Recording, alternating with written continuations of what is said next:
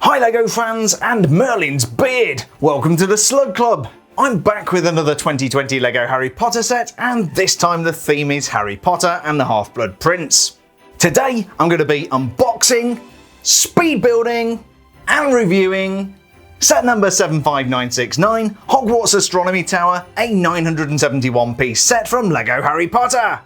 Later in the video I'll also be combining this set with 75953 Hogwarts Whomping Willow, 75954 Hogwarts Great Hall, and 75948 Hogwarts Clock Tower to make a huge minifigure scale Hogwarts Castle. We'll also be paying tribute to the late great Professor Albus Percival Wulfric Brian Dumbledore, Order of Merlin First Class, for whom this movie did not end well. This set recreates the Hogwarts Astronomy Tower and is possibly one of the most screen accurate of the more recent Hogwarts builds. At least from the outside, this looks great. The 971 piece part count includes 8 exclusive Half-Blood Prince inspired minifigures, many of whom are dressed for Slughorn's Christmas party.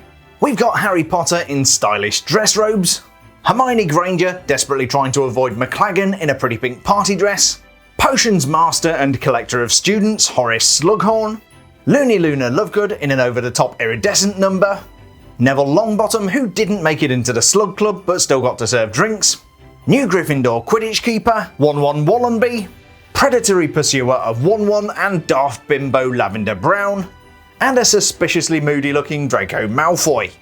Like many of these 2020 sets, we also get one of the brand new Hedwig figures. Over on the back of the box we get a closer look at the interior features of the set.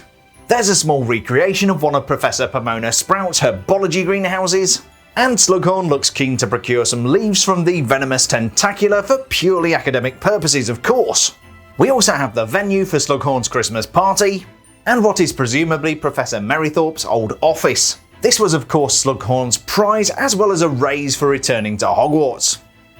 On the floor above we have the Ravenclaw girls' dormitory, which I don't think has appeared in a LEGO set before. Technically that should be in the Ravenclaw Tower, but I digress. Finally we have the top of the Astronomy Tower where Draco Malfoy is skulking for some reason. It's a really cool looking set and I can't wait to see how this is going to look combined with the other 2018 and 2019 Hogwarts Castle sets. Without further ado, let's open up the box and see what we've got inside.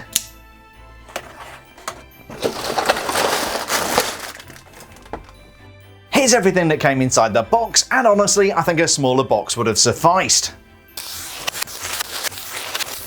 We've got 6 numbered bags of LEGO, a 170 page instruction booklet, copious fiddly stickers to apply, and an 8x16 dark grey base plate. I'm going to go ahead and build the 75969 Hogwarts Astronomy Tower, and today this is going to be a 90-second speed build!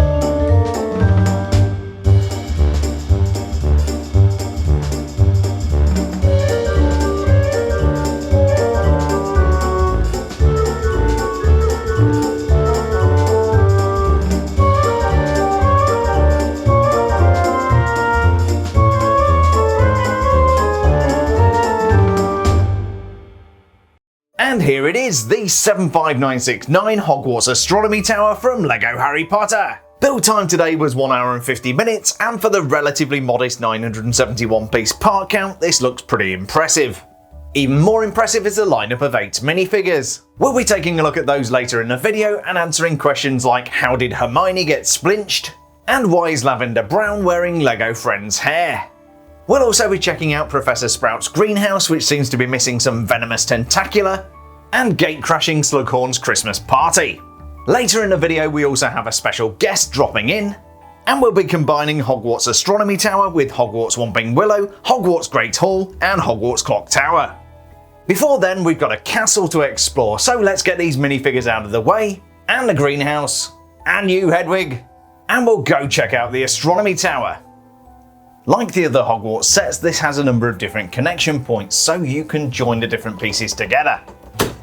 This comes in really useful when you want to combine them with the earlier sets.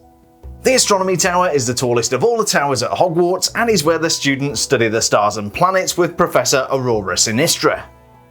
The LEGO version is suitably tall and reaches a height of 16 inches. It'll definitely be interesting to see how this looks alongside the other parts of Hogwarts. At the base of the tower we have a smaller single-storey building which could be the entrance hall. The colour scheme matches previous 2018-2019 Hogwarts sets, and we have the same annoying stickered detail to pick out the stonework. There are some nice details including the flagstones leading up to the door, and a little bit of decorative plant life. The door is quite an old-fashioned and substantial LEGO element. You'll see the same element on earlier versions of Hagrid's hut. The lighter brown shuttered window is a really nice detail. I also like the leaded windows on either side of the door, and the decorative finials up on top. Keeping out some of the rain we have a pitched roof and then some turrets. Showing imaginative use of elements, the turrets are topped off with sand green ski poles. Around the back of the building we have a couple of connectors, and this is where you can connect up the greenhouse or other buildings from the Hogwarts series. Connected to the other side we have the Astronomy Tower itself. As the name would suggest, this towers over the smaller building. It also has complementary details like the flagstones and the flowers near the front entrance. Like some of the upper floors of the tower, the door is open to the elements.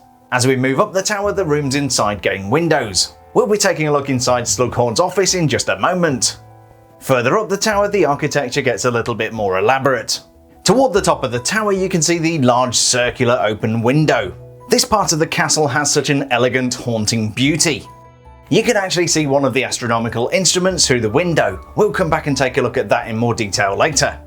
Up here you'll also find a gallery open to the night skies where the students can study. Typically this place is off limits except during lessons. There's some really nice but actually quite fiddly detail at the top of the windows. The roof of the Astronomy Tower is really impressive with a very steep pitch and some turrets. I do like the sand green accents on these newer Hogwarts sets, which pays homage to the very early versions. The 4842 Hogwarts Castle, for example, has a green roof. Nowadays of course the roofs are grey and super shiny, which plays havoc with the lighting. Something I really do like about this build is the way the tower starts out very skinny and gets wider as it goes up.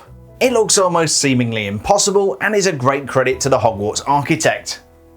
Okay, boring bit over. Before we try to procure some leaves from the venomous tentacula, let's take a look at all of the cool stuff inside.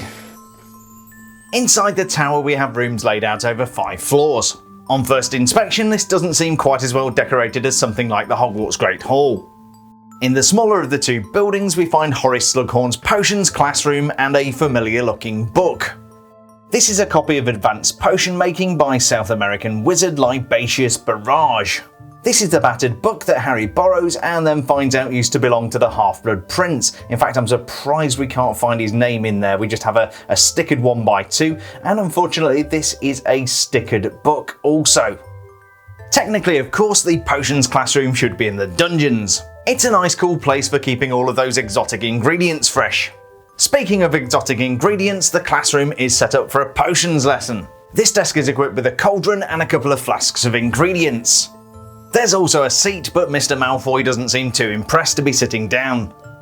On the other side we find yet another bench which is equipped for a potions class, but there is an ingredient here which I don't think belongs. I have a feeling this particular printed element may come from LEGO elves, but if you look very closely you will notice a dragonfly printed on the jar. Rather than being a dragonfly in the context of Harry Potter, I've got to think this is going to be a Cornish Pixie. Not something you'd usually find in the potions lab, but very cool nonetheless. Illumination is provided by this chandelier complete with candles. Notice that the one on the right has burned down more than the one on the left. Yes, I did check the instructions and yes, that is right. Although there are some neat touches, the potions lab is pretty oversimplified. I would have liked to have seen more details, for example the fancy lettering over the windows. In the space next door we have some interesting decoration from the Christmas party. Check out these really cool Chinese lanterns. I'm sure these have been used before in other themes, but this is the first time I've seen one of these bulbous elements. Sidestepping to the right we come to the base of the astronomy tower. The only thing I can see of interest here is the broomstick. I've got to say, I've no idea why LEGO put that there. If you do and I've missed something, then do let me know in the comments. This part of the build is open plan, which does allow you to get into all of the rooms. The thing that confuses me is why LEGO used all of these white frames. They don't match the rest of the castle and look frankly very odd. Two of these large white frames provide structural integrity to Professor Slughorn's office. Peeking inside we find some familiar artifacts including Slughorn's hourglass, which is never mentioned in the books. As Slughorn explains to Harry, the sand runs accordingly with the quality of the conversation. If conversation is stimulating, the sand runs more slowly. On the shelf in the corner you'll find a bottle of Bung Barrel spiced mead. You may recall this was laced with poison and destined to be gifted to Dumbledore. Produced from 1572 onwards and having an alcohol content of 34%, Bung Barrel is matured in oak and said to have hints of licorice and cherry. Also in Slughorn's office we have an ornate pair of binoculars, a silver chalice perfect for serving mead, a letter, possibly to the editor of the Daily Prophet who is always pleased to accept Slughorn's owl, and a selection of books thanks to these stickered parts. Most disappointingly, Slughorn's shelf is totally missing. Slughorn's professional goal is to teach, or more rightly collect, famous and talented witches and wizards. Moving up to the next floor we have one of the Ravenclaw dormitories. Judging by how tidy this is, I'm going to say it's the girls' dormitory. Hanging on the wall you can see the Ravenclaw colours and the house animal. You may be forgiven for saying this is a raven, but it is in fact an eagle. As you'd expect in a dormitory, there are a couple of beds which complement the house colours nicely. There's also a desk for a little homework or correspondence, and a bookshelf complete with some reading materials. Just before I show you those books, I am going to say this is not the strongest build in the world.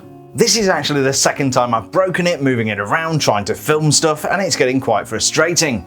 Thanks for listening to the rant, now back to the LEGO. We actually have both a book and a newspaper. You will recognise this one as the Daily Prophet, and it's got the headline The Boy Who Lived. We saw one of these in 4 Privet Drive. The other one I'm presuming is going to be a divination book, textbook, and inside again we have one of these stickered 1x2 pieces which doesn't really say anything, and then a stickered front. As a Ravenclaw myself, it's great to finally see one of the dormitories turn up in a LEGO set. Usually everything's about Gryffindor and Slytherin, and Ravenclaw and Hufflepuff never get a mention. Good job LEGO people! Close to the top of the astronomy tower is where things start to get astronomical. I can also feel a bit of a chill, must be all those open windows. Up here we do have some kind of instrument which we definitely saw in the movie. In fact, spoiler alert, this may have been one of the last things Dumbledore ever saw. I'm not certain what this is, but I think it may be a small orrery. I love the metallic ball in the middle and the gold rings which might represent orbiting planets. Either that or it's something one of the Hufflepuff art students threw together. On the other side is an open-air terrace with windows overlooking the grounds of Hogwarts. These would be useful for stargazing with telescopes so long as you avoid the precipitous drop.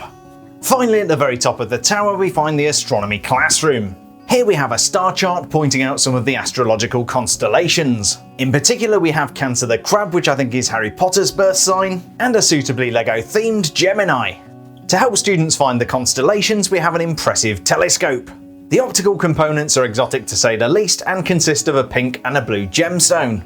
At the other end we find a magnificent gold eyepiece, and this whole telescope is adjustable.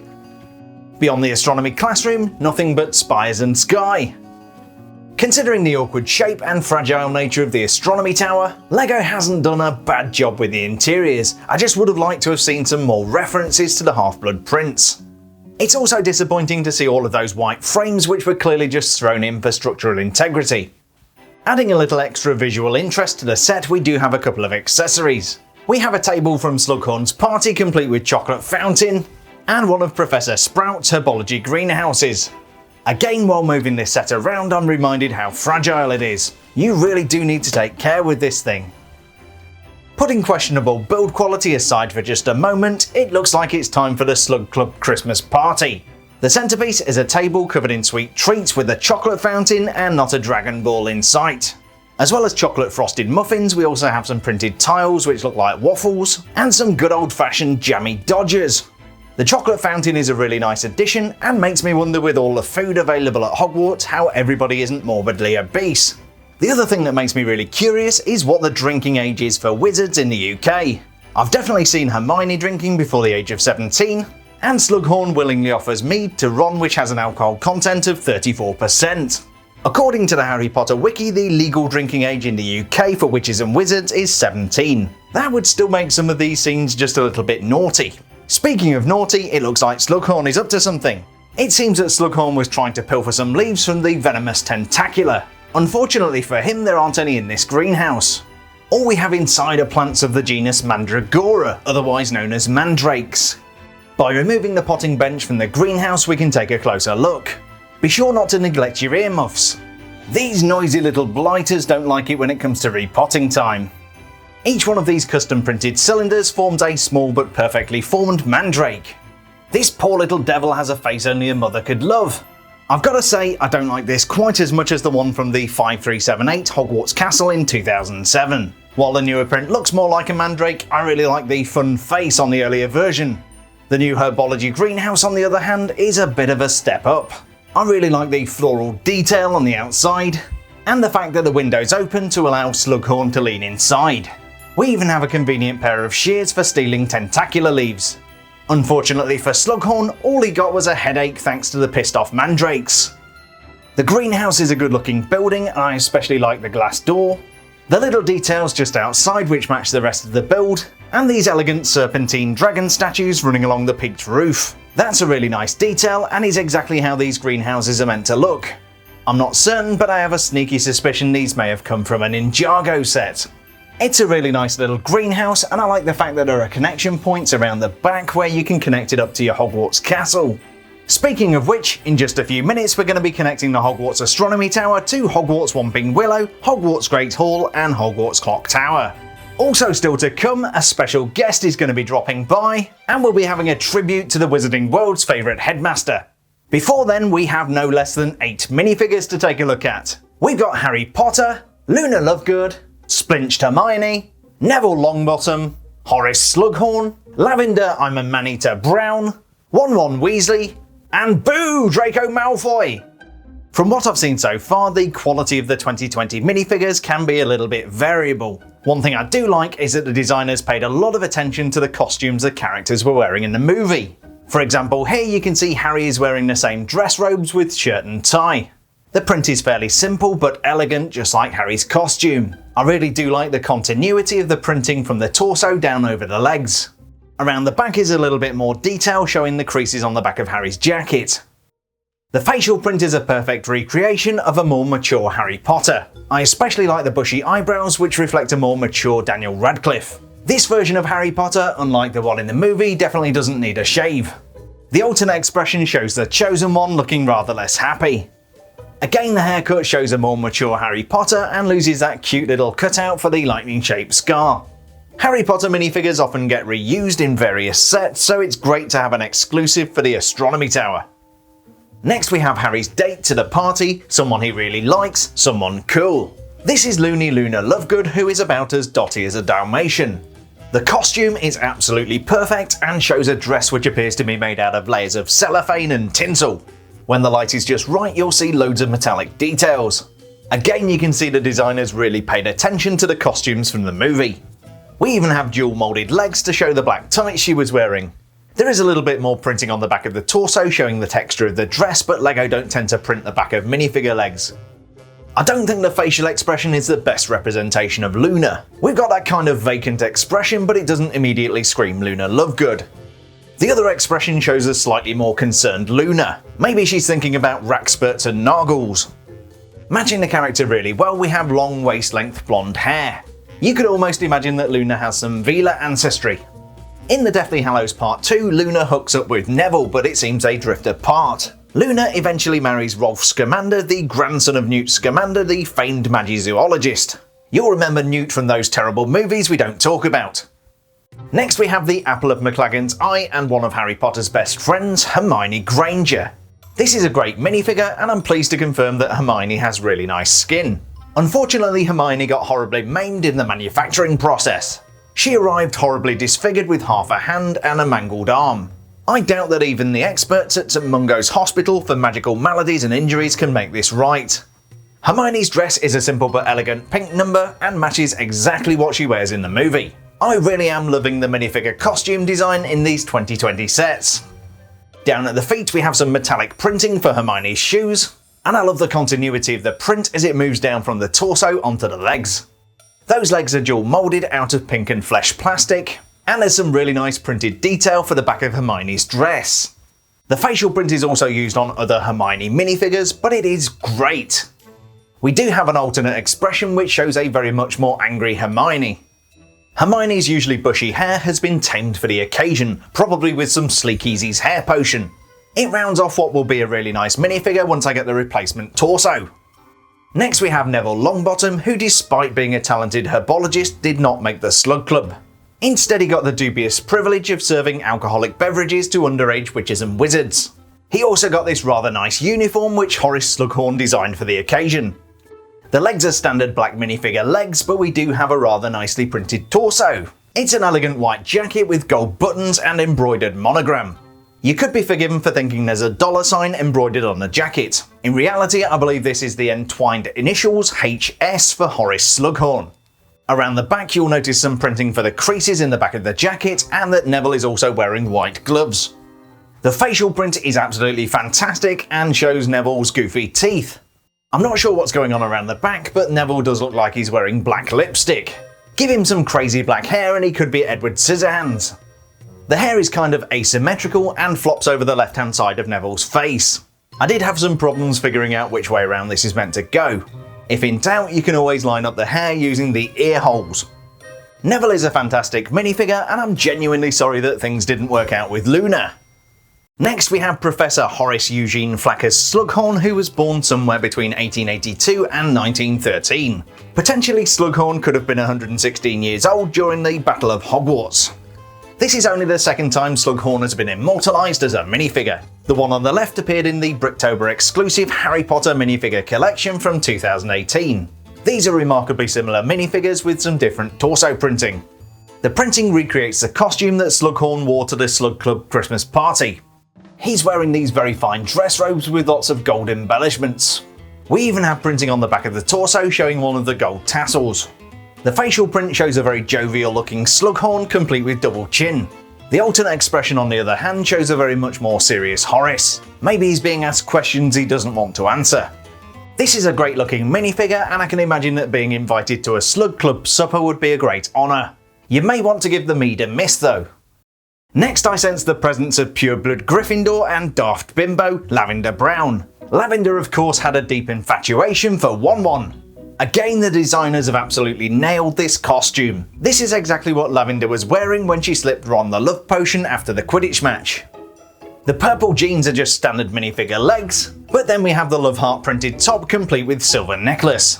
It's picked out neatly in metallics and includes a couple of silver charms. You'll notice the hair has a strange matte appearance, has a hole in the top of the head, and what looks like a LEGO Friends bow. Yes, this hair was actually designed for LEGO Friends mini dolls and is very squishy, unlike minifigure hair. Like the hair, I'm pretty sure the face is recycled from other minifigures. There is an alternate expression, but I don't think this was particularly custom made for Lavender. It's great to see Lavender finally immortalised as a minifigure, and I love the torso print, it's just perfect. Everything else feels just a little bit off.